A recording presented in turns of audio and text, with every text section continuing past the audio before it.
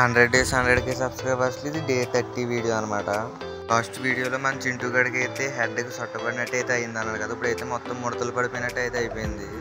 చూసుకొచ్చి head మొత్తం చిన్నగా అయిపోయి ఎలా ఉందో. దీనికోసం అయితే మన ఆయుర్వేదం పద్ధతిలో అయితే గార్లిక్ ఇలా పేస్ట్ కింద అయితే చేసుకున్నాం.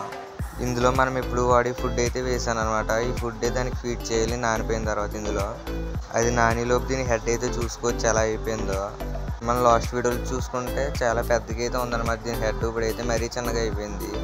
ఇంకా ఫుడ్ నానిన తర్వాత ఫుడ్ పట్టుకెళ్ళి గ్లాస్ దగ్గర పెడితే చూడండి ఎలా వస్తుందో. చాలా అగ్రెసివ్గా అయితే ఉందన్నమాట అది.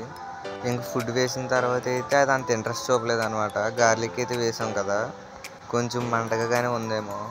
కానీ కొంచెం సేపు అలా నానిన తర్వాత అయితే తినడం స్టార్ట్ చేసింది అనమాట. చూసుకోవచ్చు ఇక్కడ మీరు క్లియర్గా. చాలామంది బీటా ఫిష్ బ్రీడింగ్ చేయమంటున్నారు కదా, అది బీటా ఫిష్ బ్రీడింగ్ అయితే చేయడం జరిగిందనమాట.